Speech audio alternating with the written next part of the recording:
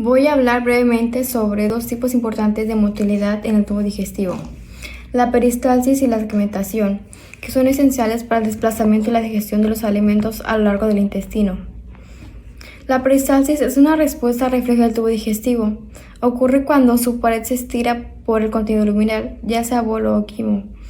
Abarca desde el esófago hasta el recto. El estiramiento provoca una contracción del músculo liso detrás del bolo y una relajación delante de él. Esto genera una onda de contracción que se desplaza en dirección oral a caudal, empujando el contenido hacia adelante.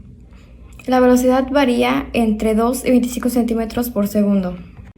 Está regulada por el sistema nervioso entérico y es independiente del sistema nervioso central. No se bloquea si el intestino se reanastomosa correctamente, pero sí se bloquea si el segmento se invierte, lo que indica que el control es local. Los neurotransmisores involucrados son la serotonina. Esta activa las neuronas sensoriales. La acetilcolina y sustancia P provocan la contracción detrás del bolo. El óxido nítrico y BIP generan la relajación delante del bolo. En resumen, la peristalsis es un mecanismo coordinado que propulsa el contenido del tubo digestivo y depende de la actividad integrada del sistema nervioso entérico. En esta imagen podemos ver tres tipos de movimientos del intestino. Primero, la contracción aislada. La flecha muestra cómo el músculo se aprieta en un punto. Esto puede mover un poco el contenido hacia adelante o hacia atrás. Luego, la segmentación. Aquí vemos varias flechas que apuntan hacia adentro. Eso significa que el intestino se aprieta en diferentes zonas para mezclar el quimo con los jugos digestivos. No lo mueve hacia adelante, solo lo revuelve. Y por último, la peristalsis. Las flechas horizontales indican que el contenido avanza. Esto se logra porque el intestino se contrae detrás del bolo y se relaja adelante, empujándolo hacia adelante. Todos estos movimientos ayudan a que la digestión y la absorción sean más eficaces y estén controlados por el sistema nervioso entérico. La segmentación es un tipo de motilidad intestinal que también depende del sistema nervioso entérico, pero no busca avanzar el contenido, busca retardarlo. Su objetivo es dar más tiempo para la digestión y la absorción al mezclar intensamente el contenido intestinal con los jugos digestivos. Produce contracciones locales repetitivas sin dirección definida. Esas contracciones mezclan el quimo con las enzimas digestivas. Además, genera un movimiento retrógrado, lo que ayuda a que el quimo tenga más contacto con la mucosa intestinal. El ver, por sí solo rara vez provoca una contracción muscular, pero los potenciales en espiga que se superponen en los momentos de mayor despolarización de las ondas ver, estos incrementan la fuerza de la contracción muscular. La fase de despolarización de cada espiga se debe principalmente a la entrada de iones de calcio, mientras que la repolarización esta ocurre por la salida de iones de potasio. También diversos neurotransmisores y polipéptidos pueden influir sobre el ritmo eléctrico básico. Por ejemplo, la acetilcolina, esta aumenta la cantidad de espigas como la contracción del músculo liso, mientras que la epinefrina, esta reduce ambos aspectos. La función del ver es tanto coordinar la actividad peristálica y otras actividades motoras, como establecer el ritmo de la segmentación. En la imagen que se observa, podemos ver el ritmo eléctrico básico. Este es del músculo liso gastrointestinal.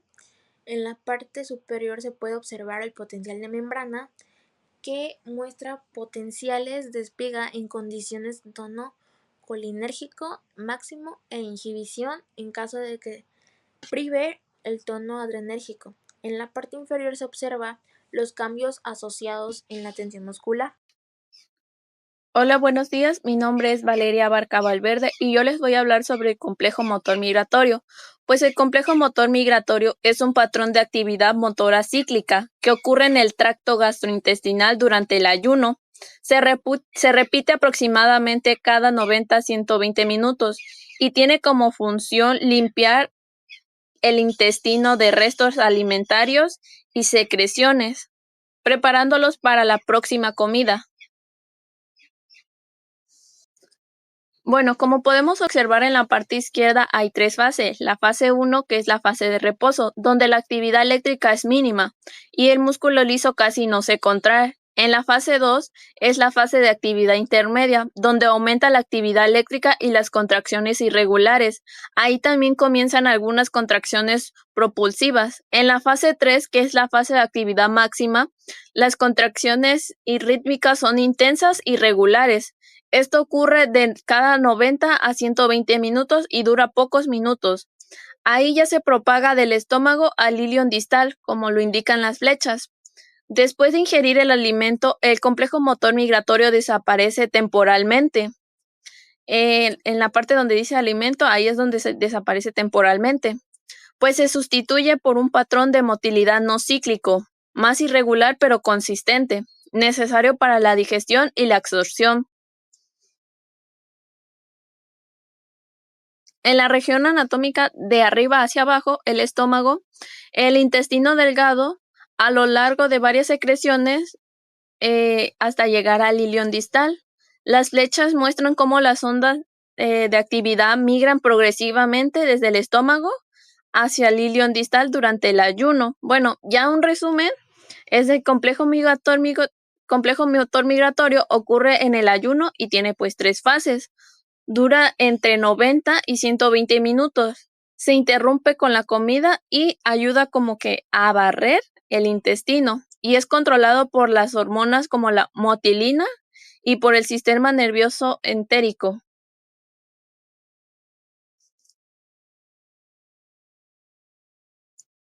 Bueno, uno de los tipos de motilidad específicos del segmento son boca y esófago, donde el proceso digestivo comienza en la boca, donde el alimento es recibido, masticado y mezclado con la saliva. Esta saliva es producida por las glándulas salivales y contienen enzimas como amilasa que inicia la digestión de carbohidratos. Durante la masticación, los dientes trituran el alimento, mientras que la lengua y la saliva ayudan a formar el bolo alimenticio, que luego es impulsado hacia la faringe al iniciar la deglución. Las funciones de la boca son 3: la masticación, salivación y deglución, donde la masticación es donde los dientes trituran los alimentos y la salivación es donde mientras la lengua y la saliva mezclan el alimento para hacer el bolo alimenticio, y la deglución ocurre en 3 fases: una fase voluntaria, que es cuando decidimos tragar, y 2 fases involuntarias, la faringea y la esofágica, que son controladas por el sistema nervioso. Las funciones del esófago es que después de que el bolo pasa al esófago, es un tubo muscular que no participa en la digestión química, pero cumple una función vital, que es transportar el alimento hacia el estómago. Este transporte se realiza mediante las ondas peristálticas, contracciones musculares coordinadas que empuja al bolo a lo largo del esófago. Finalmente, el esfínter esofágico inferior se relaja para permitir el paso del bolo al estómago y se cierra para evitar el reflujo. Bueno, ya en resumen, la boca prepara el alimento y el esófago lo conduce de forma eficiente hacia el estómago. Hola, yo soy Jessie Hernández Juanico y les voy a hablar sobre el proceso de masticación, que es un proceso mecánico mediante el cual trituramos los alimentos con los dientes y los mezclamos con saliva. Consta de 2 principales funciones. La primera, romper los alimentos en partículas pequeñas, y la segunda, mezclarlos con saliva, formando lo que es el bolo alimenticio. Aquí la saliva juega un papel muy importante, ya que ayuda a humedecer y facilita tanto la deglución como el inicio de la digestión. Las consecuencias de una mala masticación es que si las partículas son muy grandes, el esófago necesita contraerse con más fuerza, lo cual puede ser doloroso. En cambio, si son muy pequeñas y no se agrupan bien, no se forma el bolo, dificultando el tragar. Por eso se recomienda masticar entre 20 y 25 veces por bocado, aunque esto depende y varía de acuerdo al alimento que se esté consumiendo. En personas con adoncia, tienen que consumir alimentos blandos y tienen más dificultad para tragar cosas secas. Vamos con el siguiente proceso, que es deglución, el cual es el proceso por el que el alimento pasa desde la boca hasta el estómago, y aunque parece algo simple, es un reflejo muy coordinado que involucra fases voluntarias e involuntarias. y varios nervios y músculos trabajan en conjunto. Y bueno, para que todo esto funcione como una coreografía perfecta, se necesita una red de nervios y centros de control. Es aquí donde entran los nervios aferentes sensoriales que llevan la información desde la boca faringe hacia el cerebro, donde participan los nervios trigémino, glosofaringeo y el nervio vago. Estos impulsos lo que hace es que se integran en el tronco encefálico, especialmente en el núcleo del fascículo solitario y el núcleo ambiguo. También participan nervios eferentes motores que envían órdenes desde el cerebro hacia los músculos, que son el trigémino, el facial y el hipogloso. Actúan sobre los músculos de la lengua y la faringe para completar lo que es la deglución.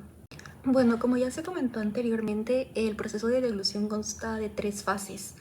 En primer lugar tenemos la fase oral, que es voluntaria, ya que tú decides cuándo empezar. La lengua recoge el bolo, que es el alimento masticado y mezclado con saliva, y lo empuja hacia atrás, hacia la faringe. Aquí todavía puedes controlar el proceso. Bueno, en la imagen de la letra A nos muestra el final de la fase oral y el inicio de la faringea. Muestra cuando la lengua empuja el bolo hacia atrás. Y bueno, vamos a la siguiente fase, que es la fase faríngea, que es involuntaria. En cuanto el bolo toca la parte posterior de la boca, se activa un reflejo automático. Se cierra la vía aérea para que no se vaya a los pulmones y se abre el paso al esófago. Todo esto pasa demasiado rápido para evitar que te ahogues. Y es lo que vemos en la imagen B, cómo el paladar blando se eleva cerrando las fosas nasales. Y en la imagen C, la epiglotis tapa la tráquea y se abre el esfínter esofágico superior. Bueno, y la última fase es la fase esofágica, que también es involuntaria.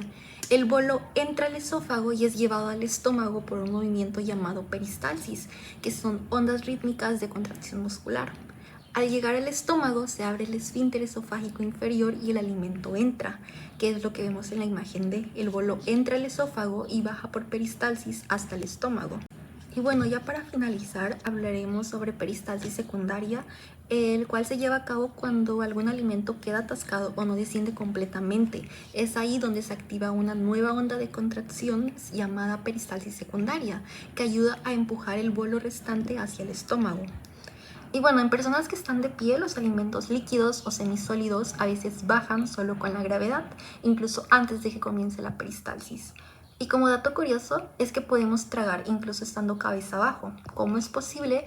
Pues gracias a las fuerzas de las contracciones musculares del esófago, que son tan eficientes que no dependen de la gravedad. Y bueno, ya como una pequeña conclusión, la masticación prepara, la deglución coordina y el peristaltismo asegura que el alimento llega al estómago de forma efectiva. Y todo esto depende de una integración precisa entre músculos, nervios y reflejos automáticos. Sería todo por mi parte. Hola, soy Santiago y en este video te voy a hablar de dos temas interesantes relacionados con la mortalidad gastrointestinal: el esfínter esofágico inferior y la aerofagia de la formación de gases intestinales.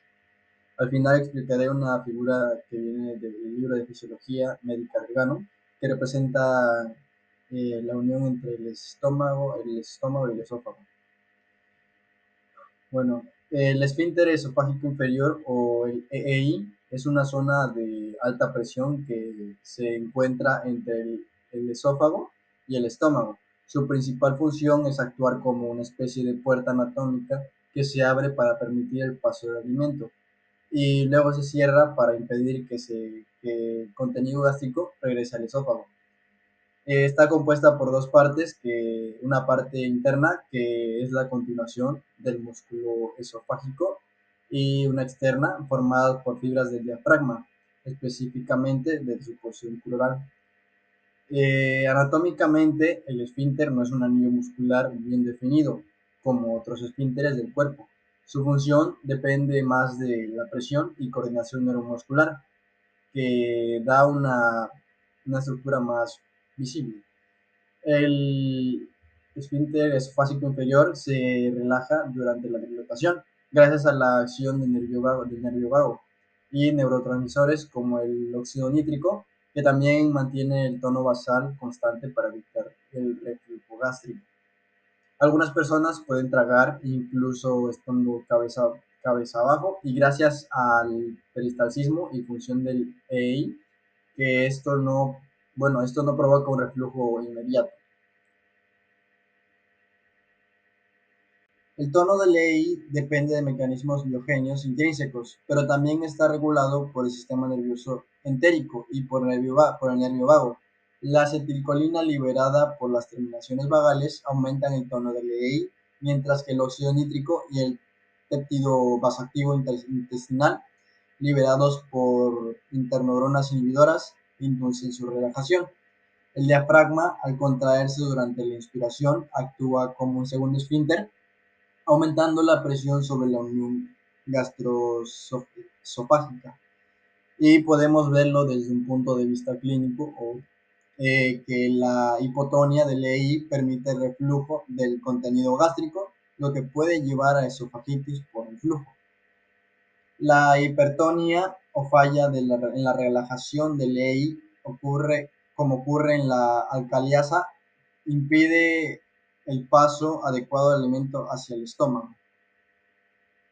Ahora pasemos a la aerofagia, que ocurre cuando tragamos aire de forma involuntaria al comer, beber o incluso hablar mientras masticamos. Una parte de ese aire es expulsada como un eructo, pero otra llega al intestino. Ahí las bacterias del colon fermentan alimentos no digeridos, generando gases como hidrógeno, dióxido de carbono y metano. La producción normal de gases en los humanos es de entre 500 y 1500 mililitros por día y puede aumentar según la dieta o microbiota. Estos gases pueden causar digestión abdominal, flatulencias o borboginos, que son esos ruidos en el estómago que algunas veces hemos escuchado. Un dato es que el metano presente en la flatulencia puede ser inflamable, aunque solo se da en una minoría de personas según la flora intestinal. Eh, para concluir, vamos a analizar la figura del libro del Gano que muestra la unión gastroesofágica. Aquí podemos ver el músculo longitudinal y circular del esófago, el esfínter esofágico inferior que se divide en dos partes, que es una interna, que el músculo esofágico, que es el músculo esofágico en sí, y una externa, que es la porción crural del diafragma, que fuerza el cierre. Ambas están unidas por el ligamento frenoesofágico, que actúa como una especie de arnés de sujeción para mantener todo en su lugar. También se distingue la unión escamoxilíndrica, de aquí es donde se cambia todo el tipo de epitelio. Esta transición es clave para aprender patologías del estómago de Brete. Algo interesante es que el buen funcionamiento de esta zona permite que la presión dentro del estómago pueda aumentar sin que esto cause un reflujo, por ejemplo, al hacer ejercicio o inclinarse. Esta coordinación perfecta entre la anatomía y la función es un gran ejemplo de cómo el cuerpo humano está diseñado para protegerse incluso en condiciones difíciles. Y eso fue todo de mi parte. El estómago es un ensanchamiento del tubo digestivo que se encuentra después del esófago y antes del duodeno, cuya función principal va a ser la de procesar y reservar los alimentos, ya que estos no pueden ser absorbidos por el intestino delgado al ritmo al que son consumidos. Se va a dividir en 4 partes principales: el cardias, el fondo, el cuerpo y el píloro. El cardias va a rodear el orificio superior del estómago. La porción redondeada que se encuentra por encima y a la izquierda del cardias se va a llamar fondo, y por debajo del fondo se va a extender la parte central del estómago, que es el cuerpo. Y por último está la región pilórica, que a su vez se va a dividir en 3 partes: el antro, que es el que se va a conectar con el cuerpo del estómago; el canal, que es el que nos va a llevar al píloro; y el píloro, que es el que se va a conectar al duodeno. En cuanto el alimento entra al estómago, el fondo y la parte superior del cuerpo se van a relajar para dar paso al alimento sin que haya presión en la zona. Este proceso se va a conocer como relajación receptiva, lo que va a permitir que el estómago se expanda sin que nos sintamos llenos de manera inmediata. Esta se va a desencadenar por la deglución y el paso del bolo alimenticio al estómago. Va a estar influenciada por el nervio vago y los reflejos intrínsecos para relajar la musculatura gástrica. Luego va a comenzar la peristalsis en la parte inferior del cuerpo gástrico, que se va a encargar de procesar los alimentos hasta que estos tengan una consistencia semilíquida para que puedan pasar del píloro al duodeno. Para esto se van a producir las ondas peristálticas, que van a ser controladas por el ritmo eléctrico básico del estómago. para poder transportar el alimento al píloro. Estas se van a propagar desde la parte superior e inferior del cuerpo gástrico y van a ocurrir en un ciclo de 3 a 4 veces por minuto. En cuanto al vaciamiento gástrico, la región pilórica y la parte superior del duodeno van a trabajar en conjunto. En el antro, la contracción parcial va a impedir el paso de sólidos al duodeno y en su lugar mejor se mezclen y muelan para que el contenido gástrico más líquido sea impulsado en pequeños segmentos al duodeno. La velocidad del vaciamiento gástrico depende de dos factores: la presión osmótica y el tipo de alimento consumido. Mientras los carbohidratos son alimentos que pueden dejar rápidamente el cuerpo gástrico, a las proteínas y las grasas les toma un tiempo más considerable.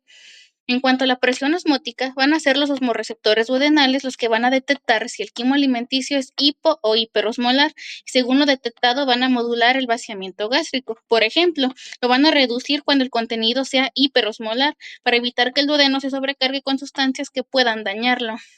A pesar de esto, el Gano hace mención de que el origen de la disminución del vaciado gástrico es neutral.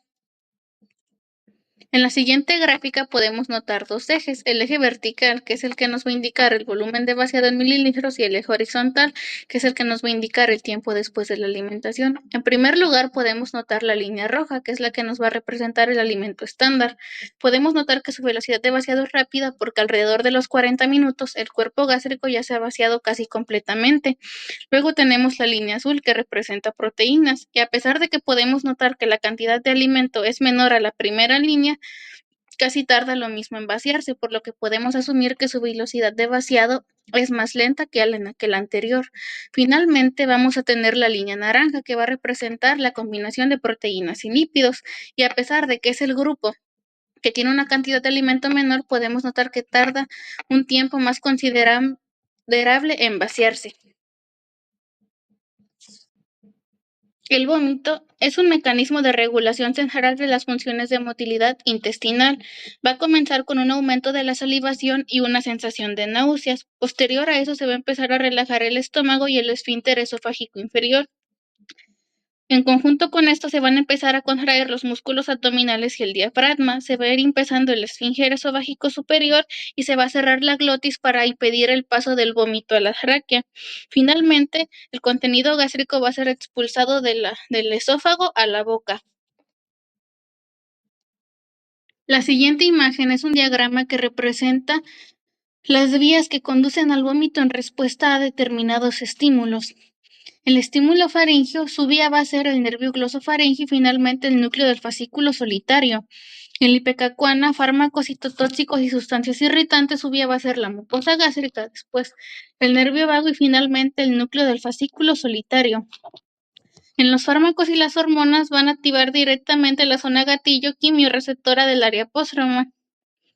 Después el movimiento vértigo van a afectar el laberinto del oído interno, que se va a comunicar con el cerebelo y de ahí al centro de vómito. Factores emocionales como el dolor, la visión o la anticipación van a ser percibidos directamente por los centros superiores del cerebro. Son el núcleo del fascículo solitario y la zona gatillo para quienes van a recibir la mayoría de estos estímulos y van a hacer llegar la información al centro de vómito del tronco encefálico para que éste coordine la respuesta motora del vómito.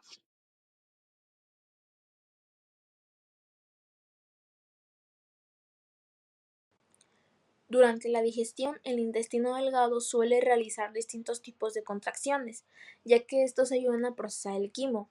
Uno de estos movimientos es la segmentación, que consiste en contracciones que empujan el quimo de un lado a otro, ya que esto permite que se mezcle bien con los jugos digestivos y que tenga mayor contacto con la mucosa intestinal, esto lo cual facilita la absorción.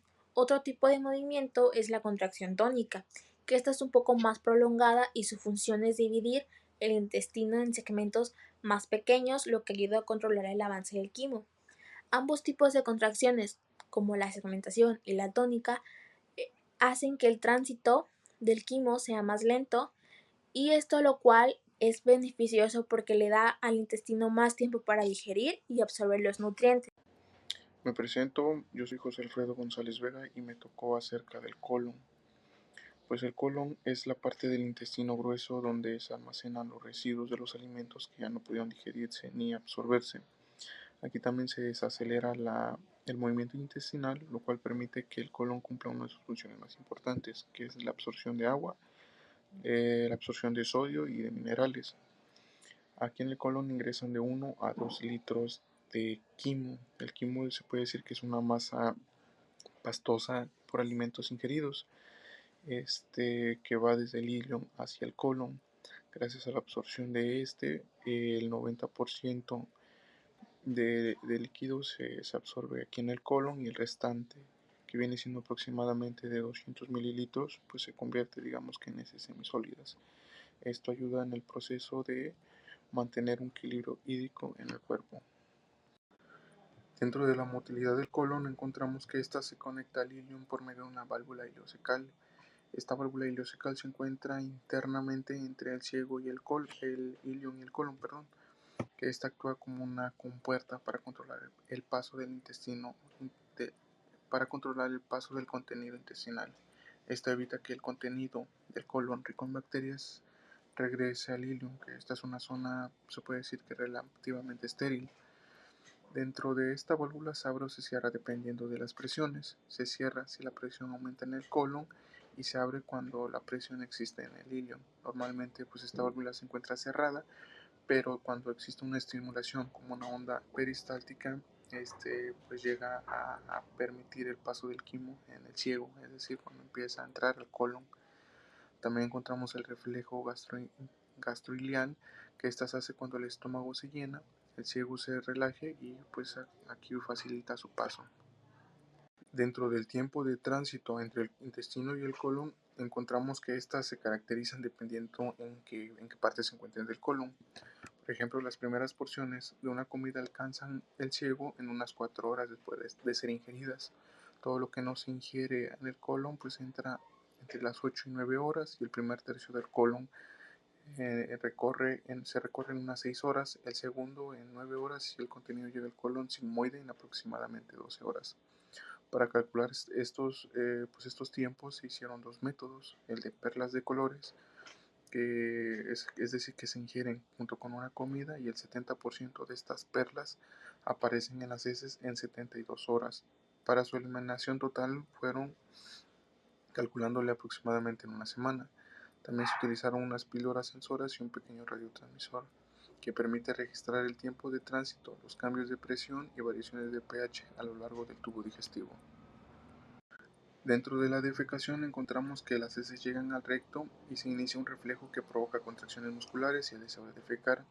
Aquí encontramos dos, el voluntario y el involuntario.